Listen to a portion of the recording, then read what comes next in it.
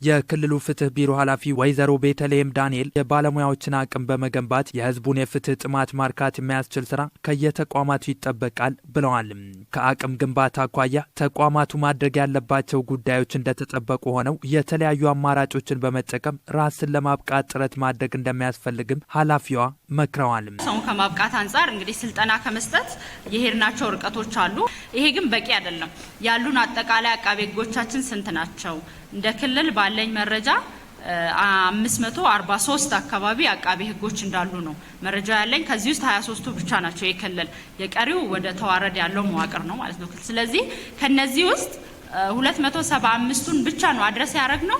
ኢሹዎቹም ደግሞ ሊሚትድ ናቸው። 3 ወይንም በ4 የማይበልጡ አጀንዳዎች ላይ ነው ማለት ነው። ስለዚህ የስልጠና ጉዳይ፣ ሰውን የማብቃት ጉዳይ አንድ ኢቨንት አይደለም ማለት ነው። በአንድ ርዕስ የሚወሰን አይደለም፣ በአንድ ዙር የሚወሰን ጉዳይ አይደለም። ሲቀጥልም ደግሞ የላይኛው መዋቅር በሚሰጠው ሂደት ብቻ የሚሰራም ስራ አይደለም ማለት ነው።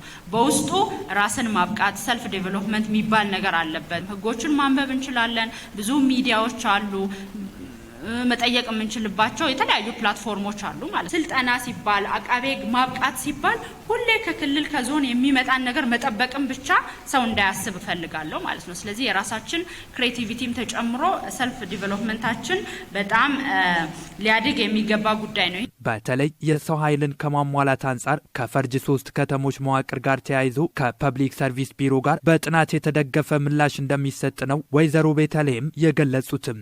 የአቃቤ ህግ ጥቅማ ጥቅም ጉዳይ ራሱን ችለው በጉባኤ የሚወሰን መሆኑንም በማከልም የመረጃ አያያዝ ስርዓት በእውቀት ላይ የተመሰረተ መሆን እንዳለበት የገለጹት ኃላፊዋም በህግ ቁጥጥር ስር የዋሉ ንብረቶች ደረጃቸውን በጠበቀ ሁኔታ መያዝ እንዳለባቸውና በኢኮኖሚው ላይ ተጽዕኖ ማሳደር እንደሌለባቸው ገልጸዋል። ሌላኛው ከኤግዚቢት አስተዳደር ጋር በጣም ክፍተቶች እንዳለ አይተናል ማለት ነው። ስለዚህ ለኛም በጣም ቅሬታዎች ይመጣሉ።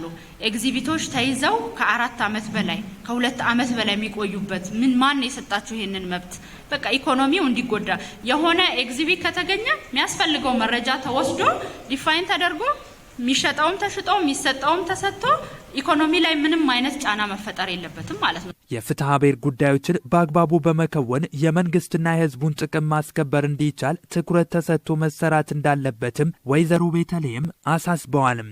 በአንዳንድ ዞኖች ለቀጣይ ትውልድ የህግ እውቀትን ከማስረጽ አንጻር በየትምህርት ቤቶች ክበባትን በማዋቀር ላይ የተጀመሩ ስራዎች ተጠናክረው መቀጠል እንዳለባቸው ተናግረዋል። አቅም የሌላቸውን ወገኖች ከመርዳት አንጻር የተጀመሩ ነፃ የህግ ድጋፎች ተጠናክረው መቀጠል እንዳለባቸው የመከሩት ወይዘሮ ቤተልሔም የባህል ፍርድ ቤቶች ተገቢውን አገልግሎት መስጠት እንዲችሉ የተጀመሩ ጥረቶችን ማስፋፋት ይጠበቃል ብለዋል። በህግ ግንዛቤ ዙሪያ ለባለሙያዎች የአቅም ግንባታ ስራዎች ከዩኒቨርሲቲዎች ጋር በመተባበር የተጀመሩ ስራዎች መኖራቸውን ጠቅሰው ይህንን የማጠናከሩ ተግባር ይከናወናል ብለዋል። በየማረሚያ ተቋማቱ የሚታዩ የበጀት ችግሮችን ለማሻሻል የተሰሩ ስራዎች መኖራቸውን የተናገሩት ኃላፊዋም ችግሮችን በዘላቂነት ለመፍታት በተለያዩ ዘርፎች ምርታማነትን የማሳደግ ስራዎች ከየተቋማቱ እንደሚጠበቅም መክረዋል። በፍትህ ቢሮ የተጀመረውን ድህረ ገጽ በመጠቀም ዘመኑን የሚመጥኑ የቴክኖሎጂ ስራዎች ላይ የተደገፉ የመረጃ ልውውጥና ቀልጣፋ አሰራሮች መለመድ እንዳለባቸውና ድጋፋዊ ክትትሉና ቅንጅታዊ አሰራሩን በማጠናከር ፍትህን ለዜጎች ለማዳረስ በየደረጃው የሚገኙ አካላት ሚናቸውን እንዲወጡ ወይዘሮ ቤተልሔም አሳስበዋል። የመድረኩ ተሳታፊዎችና በየደረጃው የሚገኙ የስራ ኃላፊዎች ከጉባኤው የተገኙ ግብዓቶችን ተግባራዊ ከማድረግ አኳያ የድርሻቸውን እንደሚወጡ ገልጸዋል።